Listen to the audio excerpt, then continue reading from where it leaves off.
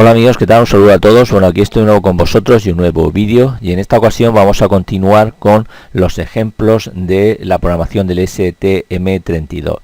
En el primer vídeo estuvimos viendo el Hola Mundo, vimos cómo interactuar también con la entrada y salida digitales, de tal forma que utilizábamos la entrada digital con el botón azul que viene en la placa, la núcleo 144, y cuando nosotros pulsábamos el pulsador se nos encendía el LED rojo que teníamos en esta parte de arriba, ¿no? Y cuando lo soltábamos se apagaba, ¿no? Era un ejemplo muy sencillo, pero que interactuaba con lo que son los pines de entrada y salida, los GPIO configurados como entrada y salida del micro, ¿no? Para ello vimos que solo tuvimos que introducir dos o tres líneas de código gracias a las librerías HAL, ¿no? Que nos abstraían de todo lo que hay debajo, ¿no? De esas librerías, porque al final lo que tenemos que introducir en el microcontrolador es código máquina, y hacer todo eso con lenguaje ensamblador pues sería bastante complicado, ¿no? Bien, vimos que todo nuestro código estaba en el bucle while, un bucle infinito que se estaba digamos constantemente ejecutándose. Empezaba por la primera sentencia, llegaba al final, volvía otra vez a la primera y así estaba constantemente. En este ejemplo vamos a hacer lo mismo con la entrada y salida digital, o sea el pulsador azul y el LED rojo, pero utilizando interrupciones. Antes de entrar lo que es en el código, que vamos a ver que es sencillo, pero tiene sus cosas que debemos de saber, vamos a ver unas nociones generales sobre interrupciones y nuevas palabras que van a surgir cuando programemos con interrupciones este tipo de micro. Bien, para ello tengo aquí esta pequeña diapositivas de apenas 6 diapositivas que vamos a ver. Bien, lo primero que tenemos que tener claro, las técnicas de programación que tenemos, es lo que se denomina técnicas de sincronización. Significa, es la manera, ¿no?, que la CPU sabe si un determinado dispositivo debe de ser atendido o no, en el caso. Entonces tenemos dos formas, como sabéis: la consulta por programa, o se denomina también polling, que es lo que hemos estado viendo en el primer ejemplo, o sea, hay un bucle infinito y lo que es el programa principal se encarga de ir chequeando cada uno de los dispositivos para ver si necesitan ser atendidos, ¿no? Por ejemplo, en el caso del pulsador, comprobar si está pulsado. Si está pulsado, pues ¿qué acción hacía? Pues encender el LED rojo que teníamos en la placa, ¿no? Una vez que termine de hacer esa función, vuelve otra vez aquí. Si tuviéramos un temporizador, pues por ejemplo podríamos determinar si el temporizador ha llegado al final de su cuenta y se desborda, ¿no?, generando un flag, ¿no?, que indica ese evento, ¿no? Entonces eso sería tratado por el servicio del temporizador, de la rutina que queremos que haga, y volvería otra vez lo que es al programa, y así con todas las tareas cíclicas que teníamos. Sería un bucle, como veis aquí, infinito, que está chequeando constantemente pues todos los dispositivos que tiene nuestro programa.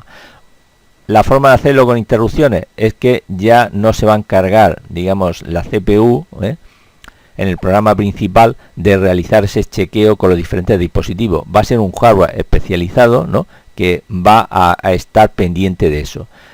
Cuando el dispositivo digamos solicita una atención, ¿no?, porque digamos se ha pulsado el pulsador, se ha llegado a una cuenta de un contador final, etcétera, entonces va a solicitar al procesador principal, ¿no?, que necesita ser atendido, ¿no?, pero ya no está pendiente, ¿no?, el programa principal de su chequeo constantemente. Entonces podemos tener las dos interrupciones de esta forma que viene aquí para el pulsador y para el temporizador, y lo que es el programa principal pues se encarga de otras funciones que son cíclicas, ¿no?, y se despreocupa de ir chequeando el estado de esos dispositivos, ¿no?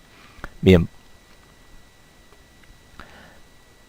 este sería un esquema de funcionamiento general utilizando interrupciones. Como vemos, tenemos la función main, digamos que sería esta, se están ejecutando todas las instrucciones que tenemos en ella. Cuando ocurre un evento, por ejemplo el pulsar el pulsador, entonces el programa debe de dejar lo que está haciendo, digamos, se hace una foto, ¿no?, con todos sus registros, todas todo lo que actualmente estaba en ejecución, ¿no? Se almacena en un estado, en una región de memoria que se denomina pila, pero no, todo eso es transparente para lo que es el programador, y salta lo que es a atender ese evento, ¿no? Que va asociado a una rutina de interrupción.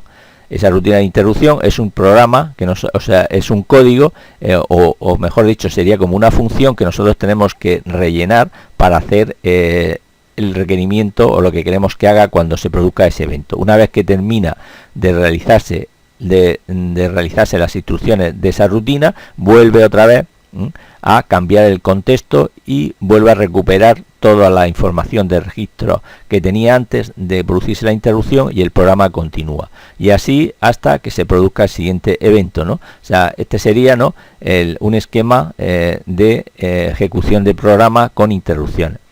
Otro dato que tenemos que tener en cuenta es que en cualquier sistema con interrupciones, esto es un esquema general que puede ser aplicable a cualquier micro, ¿no?, tenemos siempre unos flags que va a ser, digamos, la bandera o la solicitud de requerimiento de atención, ¿no?, del dispositivo.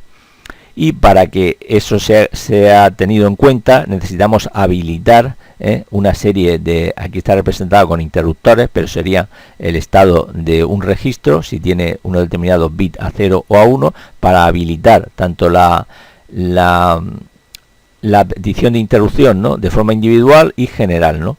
Para que esa señal sea tenida en cuenta, deben estar configurados esos pines para que se produzca la interrupción. Y siempre, en todos los otros micros un poco más grandes, de 8 bits, pues siempre hay un servicio de prioridad. Veremos que en el ST32 ese servicio de prioridad es bastante, bastante configurable, con muchas opciones. Pero al fin y al cabo, lo que se trata es de tener anidamiento de prioridades, es decir, que tenga, según una rutina de interrupción, una prioridad más alta que otra, pueda dejar de atender la que tenía una prioridad más baja. Es lo que se denomina anidamiento de prioridades, que sería un esquema similar a este, ¿no? O sea, nosotros tenemos la función main, se produce un ISR de interrupción, ¿no?, con una prioridad baja, se pasa a ejecutar. Si en ese momento salta otra interrupción con mayor prioridad, deja de ejecutarse el código de la ISR1 y pasa a la ISR2. Una vez que ha terminado lo que es de ejecutarse el código que hay en la ISR2, vuelve a la ISR1 y así otra vez a la función main para terminar lo que había empezado en esta parte de aquí. Esto se hace con un registro de 8 bits y en el caso de los SMT32 hay un anidamiento de hasta 256, creo que es,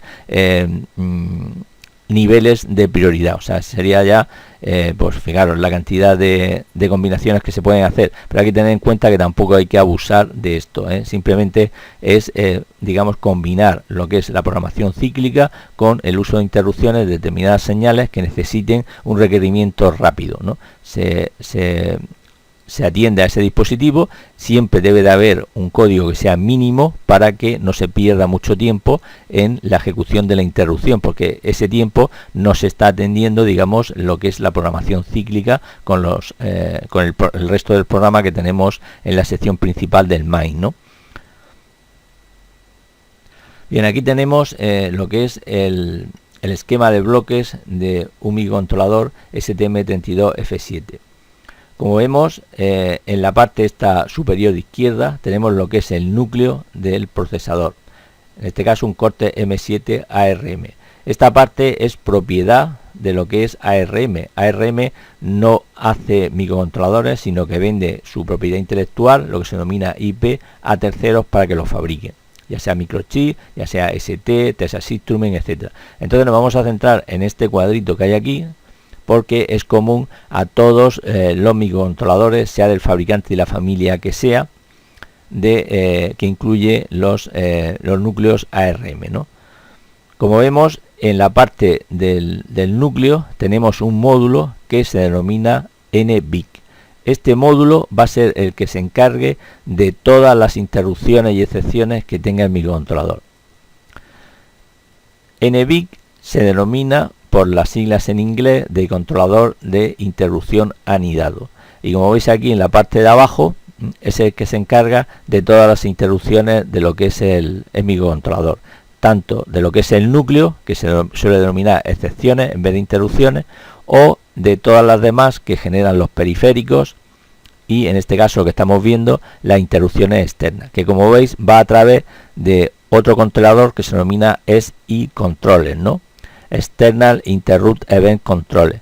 Este es el que le va a proporcionar a NVIC, ¿no?, las interrupciones solicitadas por los dispositivos conectados en los periféricos de entrada y salida. Vemos que tenemos otras, ¿no?, las NMI, que son interrupciones no enmascarables.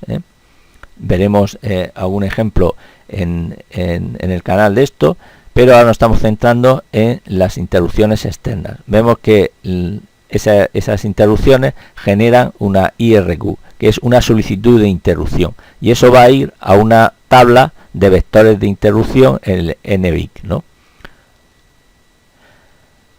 Como vemos, esto va a través de un controlador que es el External Interrupt Event Controller, que está formado, como veis aquí, de unos, como si fueran unos multiplexores, ¿no? Unos multiplexores que lleva cada uno de ellos una serie de entradas configurables en el dispositivo. Vemos que el primero, el rojo, van conectados todos los pines 0 de todos los puertos, PA0, PB0, PC0, PD0, etcétera. Así incluiría lo que es en la tabla de interrupciones por una petición IRQ que se almacena aquí. Todos estos irían a través del controlador SIO0, ¿no?, como veis aquí, y producirían esta señal IRQ, ¿no?, que se almacenaría en la tabla de NVIC, ¿no?, en la tabla de vectores, ¿no? Luego así iría también el SIO1, el SIO0, etcétera, hasta por ejemplo el SI10, que como veis hasta el SI15 van con una misma línea y producen una IRQ común, que es la SI15-10 IRQ, ¿no? Y ahí abarca, como veis, sería de la SI10 a la 15, habría 6 multiplexores como estos, y cada uno de ellos, ¿no?, pues en este caso el primero, pues todos los pines 10 de lo que es el PIC irían, o sea, perdón, de lo que es el microcontrolador irían a este multiplexor. Luego tendríamos el SI11, el 12, el 13 y así hasta el 15, que irían los pines 15, ¿no?, del microcontrolador, como veis aquí. Y eso produciría una única señal, ¿no?, IRQ, que sería con el nombre SI15-10 IRQ.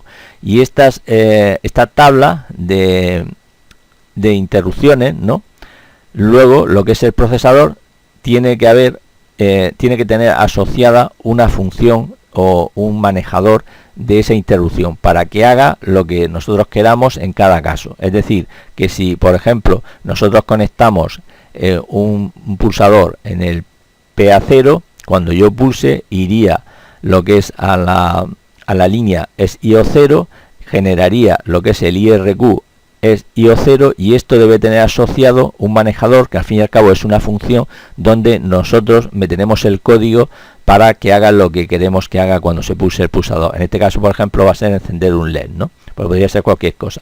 Bien, ¿dónde está esa tabla, ¿no?, con todas las interrupciones posibles? Pues si vamos a lo que es al datasheet, ¿no?, y buscamos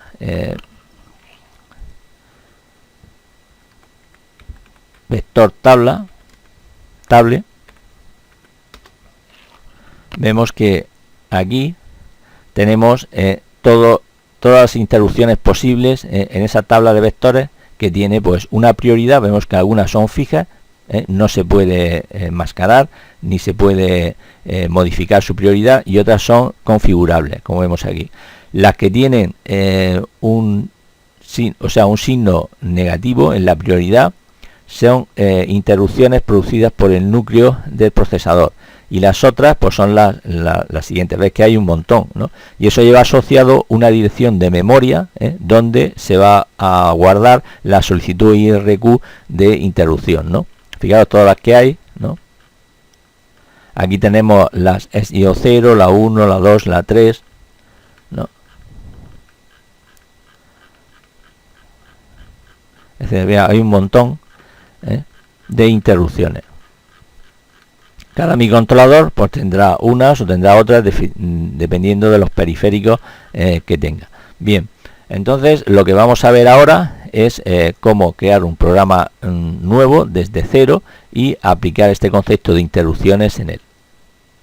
Bien, lo primero que vamos a hacer va a ser cerrar el proyecto actual y abrir otro desde cero. Para ello nos vamos a ir al ejemplo 0, botón derecho, y desde aquí vamos a cerrar proyecto. Vemos que se nos ha quedado como una carpeta cerrada y ahora vamos a File, New, y aquí seleccionamos STM32 Project. Ahí se está inicializando y se nos abre nuestro IDE, donde podemos seleccionar la placa que vamos a trabajar. En este caso pues la buscamos aquí como núcleo F746ZG, que es esta que tenemos aquí. La seleccionamos, le damos a Next. Aquí le ponemos el nombre del proyecto, que va a ser ejemplo 1, y le vamos a poner, por ejemplo, guión bajo in es de interrupciones externas. Vamos a dejar el lenguaje en formato C, como siempre, en target binario tipo ejecutable y tipo de proyecto STM32Q. Le damos a Finish. Inicializar todos los periféricos, el modo por defecto, nos vamos a decir que no, vamos a hacerlo desde cero, como el primer ejemplo. Bien, aquí se nos abre el IDE con la vista de los pines para poder configurarlo. Vamos a ver también como en el ejemplo anterior y vamos a limpiar todos los pines. Ahí lo tenemos para hacerlo desde cero.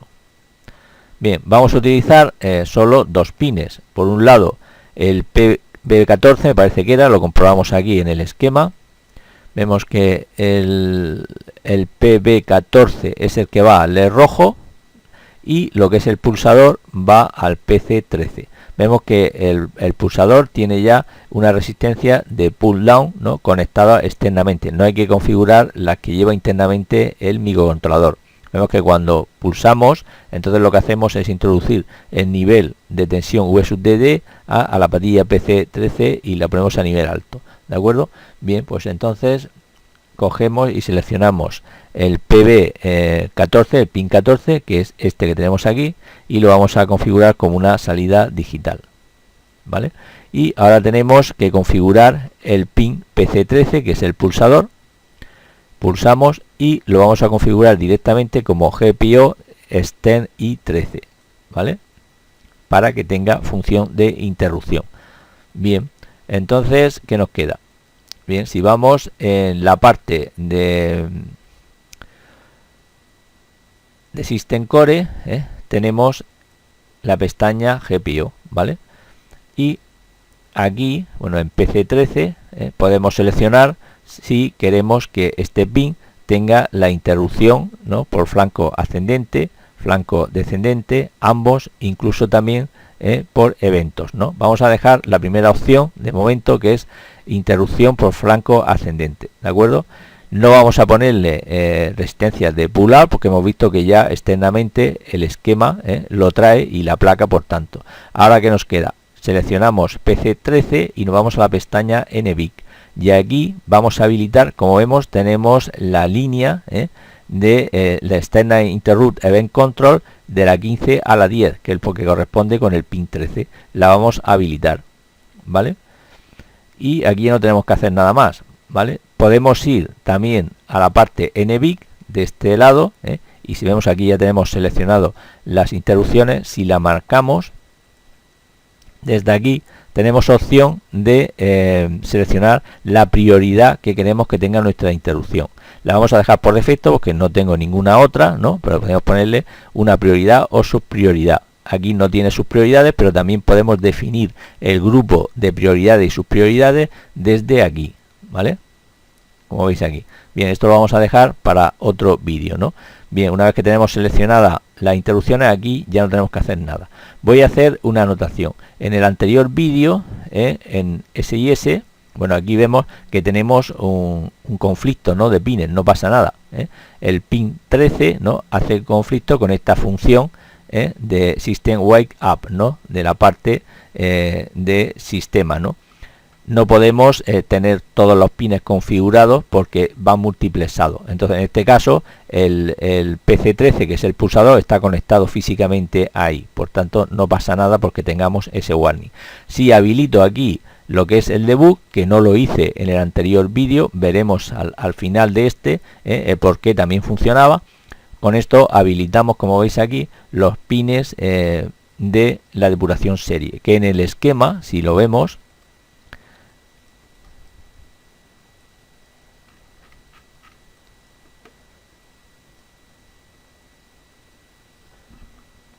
son los pines estos que vemos aquí, el SW-DIO y SW-CLK, son los pines que salen de lo que es el microcontrolador que está en el programador, ¿no? Y en esta parte de aquí tenemos la salida SWD, que son los pines TCK y TMS. Estos pines, como veis aquí, tienen que estar los puentes puestos para que, digamos, se pueda producir la depuración por la parte del núcleo. Pero si no lo están y configuramos el puerto incluso como salida, veremos que también se puede, digamos, programar, aunque va a dar problemas en la parte de depuración. Lo veremos al final del vídeo. Bien, vamos a continuar con esto. Bueno, quiero decir que aquí, por ejemplo, también tenemos dos señales de reloj. Esto lo vamos a ver en un vídeo aparte, pero como veis aquí tenemos el X1, que lleva un cristal de 8 MHz, y luego también tenemos el otro cristal, que es el X2, que es un cristal de 32,7 kHz, ¿vale? Vamos a poner una frecuencia determinada para este ejemplo, pero como digo, veremos en otro vídeo todo el tema este de la configuración del reloj, ¿no? Bien, volvemos aquí. Entonces, si queremos configurar el RCC, vamos aquí, habilitamos las dos señales de reloj que tenemos por el cristal que hemos visto. Y ahora, si vamos a la parte de configuración de reloj, vemos que la frecuencia del sistema está a 16 MHz y el máximo son 216 para este micro. Ya tenemos aquí habilitados estas entradas de frecuencia con los cristales y en los pines, ¿no? Lo podemos ver aquí, en los pines que se han habilitado, estos de aquí, los RCC y el otro, ¿no? Vale, pues entonces, si nosotros queremos variar la frecuencia, podemos ajustar todos estos preescales, posescales, ¿no? Y jugando con eso, pero directamente, si yo quiero aquí poner una frecuencia, por ejemplo, de 72 MHz, lo escribo, le doy a Enter, me dice que si quiero que el IDE me busque la solución, le digo que sí, y automáticamente me va a configurar todos los posescales, preescales, etcétera, para aquí tener una frecuencia de 72 MHz. Vamos a ver si lo hace. Aquí ya lo tengo, 72 MHz. No he tenido que hacer nada más. Y aquí lo mismo, yo puedo variar dentro de los requisitos que me permite este micro, ¿no? Pues variar estos parámetros que tengo aquí para tener en los buses estos de aquí otra frecuencia diferente dentro de las posibilidades, como digo, del micro. Bien, ya tenemos hecho eso. Aquí no tenemos que hacer nada más, pues entonces nos vamos a la parte del código. En ese RC, en main, vamos a ver qué nos ha incluido nuevo con respecto a lo anterior.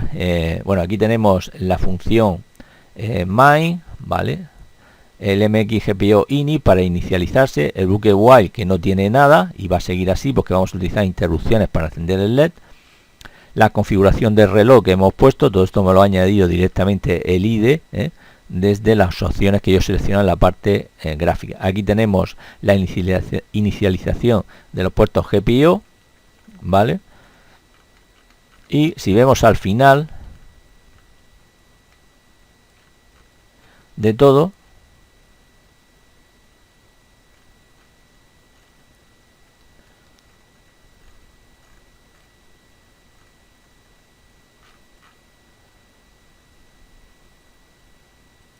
bueno, no he guardado aquí las modificaciones que he hecho, por eso no me aparece en el código.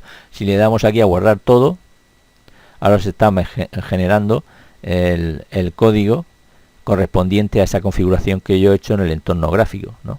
Y entonces, si vemos en la parte de abajo del main, me deben aparecer estas dos funciones, que son las de las interrupciones externas. Vemos que tenemos la primera, nos da la configuración de la prioridad. El 0 y estos dos ceros que aparecen aquí es la prioridad y la subprioridad, que si os acordáis yo lo había dejado a 0. Si hago control, me aparece la manita en el puntero del ratón. Si hago clic ahí, me lleva, ¿no?, como veis aquí, a todas las interrupciones y excepciones que tiene este microcontrolador. Concretamente la ES 15-10 IRQ corresponde a la 40, ¿no? Externa línea de interrupción de la 15 a la 10. Como he utilizado el pin 13, está dentro de este rango, ¿no?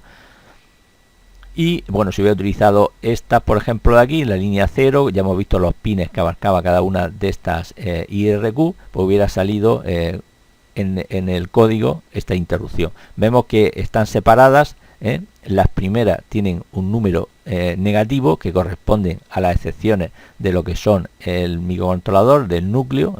A eso le llama excepciones en vez de interrupciones, y el resto, pues todas las demás que tiene nuestro micro. Veis que hay un montón, que son las mismas que hemos visto en la tabla de vectores del NVIC, ¿no?, en el datasheet. Bien, pues ahora que bueno, y la segunda es la que nos habilita precisamente esas interrupciones, con los pines que hemos visto en la descripción, ¿no? Eso es general para cualquier microcontrolador. Entonces, ¿dónde está nuestra rutina de interrupción para meter ahí nosotros el código que queramos, ¿no?, que es lo que realmente nos interesa? Pues bien, lo que es STM intenta que los usuarios, ¿no?, o los programadores que utilizan este micro sigan una forma de programarlos, ¿no? Entonces, lo que es la rutina de interrupción, para llegar a ella tenemos que empezar por este archivo stm32f7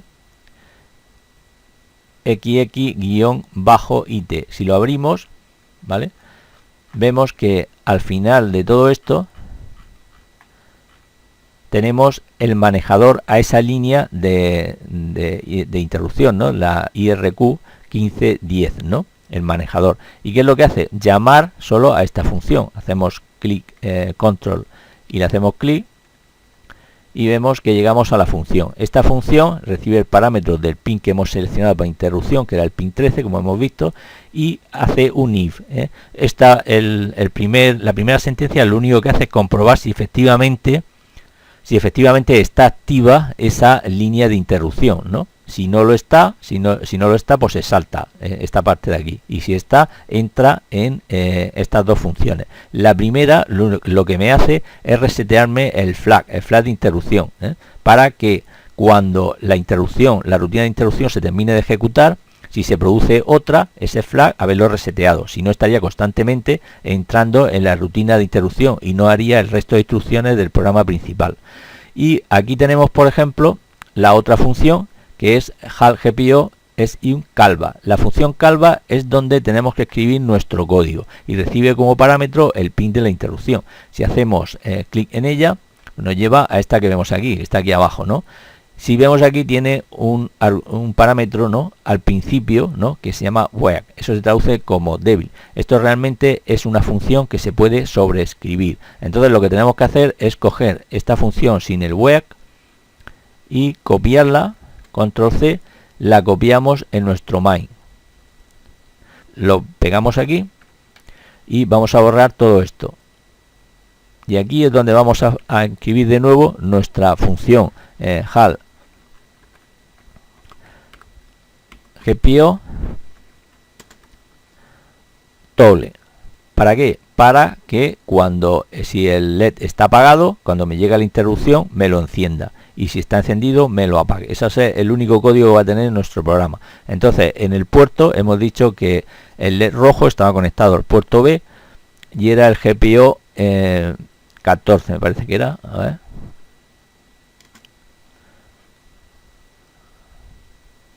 Sí, GPO 14. Hacemos clic aquí, ¿vale? Y ponemos el punto y coma, ¿vale? Y ahora guardamos todo y compilamos.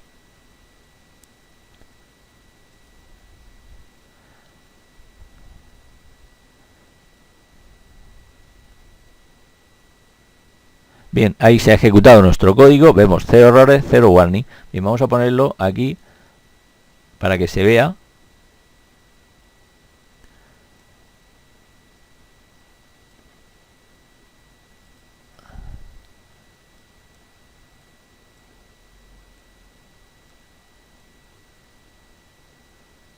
Bien, voy a darle al play y voy a ejecutar. Bueno, me dice el debugger, es del link, vale, perfecto. Le doy a aplicar, ok, y le doy a la flechita. Aquí veremos que el LED este ya está parpadeando, no se ve bien ahí en el vídeo. Ahí se ha descargado nuestro programa y ahora si yo pulso el pulsador, bueno, pero todavía no había terminado. Bueno, aquí si vemos, cuando yo si pulso una vez el pulsador, se enciende. Cuando vuelvo a pulsar, ¿qué ocurre? Vuelve a entrar en la rutina de interrupción y se apaga. Lo enciendo y la apaga. ¿Cómo lo podemos ver? En la función de depuración. Bueno, pues si vamos y hacemos clic sobre la garrapata y entramos en modo depuración, aquí nos cambia lo que es el contexto de nuestro y nos sale la flechita iniciando. Y entonces, para ver el funcionamiento, en la función main vamos a poner un breakpoint justamente en la función toggle que hemos definido aquí abajo. Aquí doble clic y generamos un breakpoint. Ahora le vamos a dar a continuar. El programa está corriendo pero no hace nada, como veis aquí. Estamos en el bucle while de la función main, que es este de aquí, donde no hemos introducido nada de código, ¿vale? Entonces cuando yo pulse, el programa se tiene que detener aquí. Vamos a ver si lo hace. ¿Veis? El programa se ha detenido ahí, ¿vale? Ahora cuando le dé otra vez a run, ¿qué es lo que va a pasar? Se va a encender el LED rojo. Vamos a ver si ocurre. ¿Veis? Cuando vuelva otra vez a pulsar, generaré otra interrupción. El programa se detiene aquí. Cuando vuelva a darle otra vez a continuar, se apaga, ¿vale? Nuestro programa funciona perfectamente y no hemos escrito ni una sola línea de código, lo que es dentro del bucle while, que sería el bucle destinado al resto de código para funciones generales que tenga el PIC. Y ahora vamos a ver a continuación una pregunta que me hizo un usuario en los comentarios del primer vídeo. ¿Cómo era posible, cómo era posible si no había configurado los pines de depuración, los pines por donde se programa el PIC a través del programador? Y me funcionó. Pude programar y funcionaba bien aparentemente. Lo vamos a ver a continuación. Bueno, voy a contestar a una pregunta que me hizo un usuario en los comentarios del anterior vídeo. Dice: hola, buenas, tengo una duda respecto a la configuración de pines que has realizado. Cuando escoges la núcleo que tiene en la Wii, vienen predefinidos los pines y la configuración del micro para la placa. Pero cuando has borrado toda la configuración y manualmente has configurado los pines de los dos LED y el pin del botón, pero no has configurado los pines del ST-Link. Y aún así pudiste buscar el programa, lo cual me llamó muchísimo la atención. ¿Podrías por favor explicar el porqué de esto? Bueno, la verdad es que es una pregunta muy buena y voy a mostrar lo que yo he encontrado viendo los datasheets y la hoja de características, Efectivamente, cuando utilizamos el debugger, el programador, utilizamos los pines, como vamos a verlo aquí.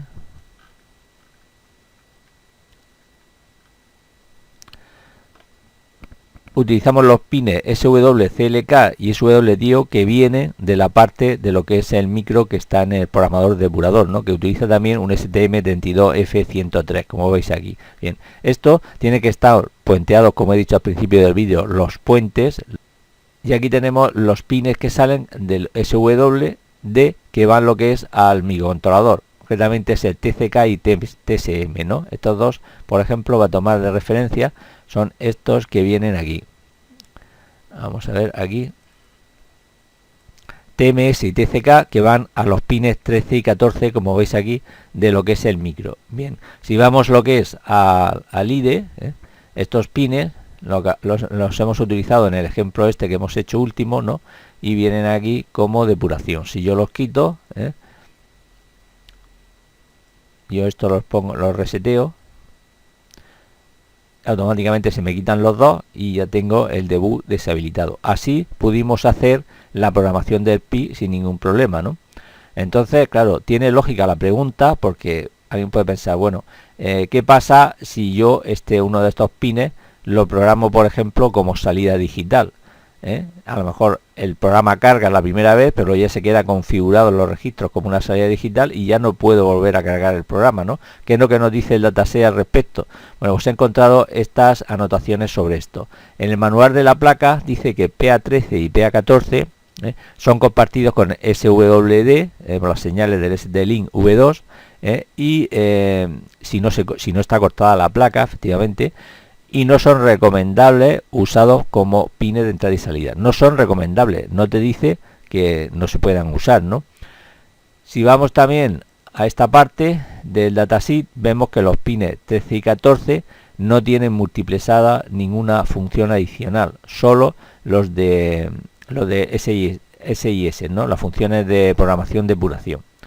Y por último, nos dice aquí que después de un reset, si yo he configurado, por ejemplo, esos pines de otra forma, ¿no?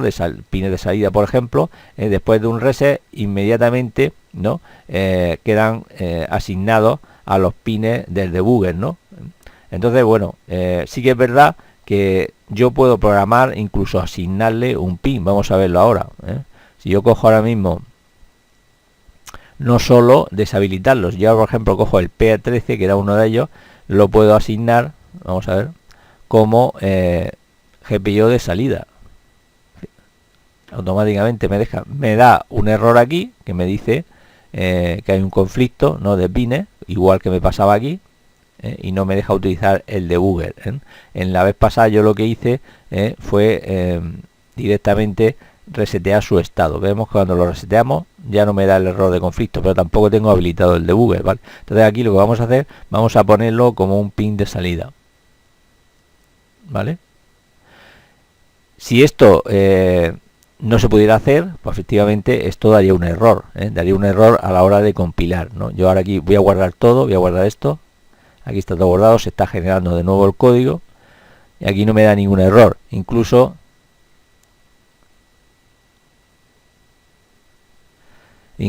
lo puedo, vamos a ver si se ve aquí vamos a ver si se ve en el...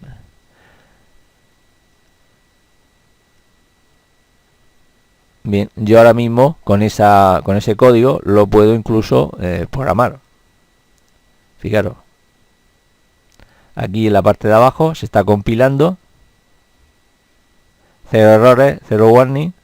Y esperando para debugger conexión y debugger conectado. ¿Lo veis aquí? Bajado susceptiblemente, ¿vale? Y yo tengo el pin conectado, bueno. La tarjeta no está respondiendo, pero yo he podido cargar el programa, como veis aquí, como un pin de salida, ¿veis? Claro, no está respondiendo porque el debug está deshabilitado. Ahora yo vuelvo a poner esto, lo reseteo estado inicial, vuelvo a configurar el debug, aquí se me han configurado, guardo,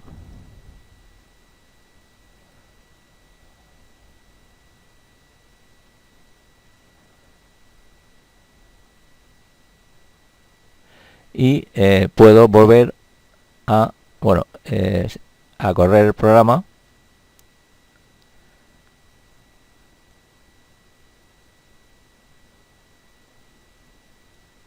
y aquí ya vemos que el debug se ha conectado, ¿no? Y puedo, si le doy aquí a la flechita,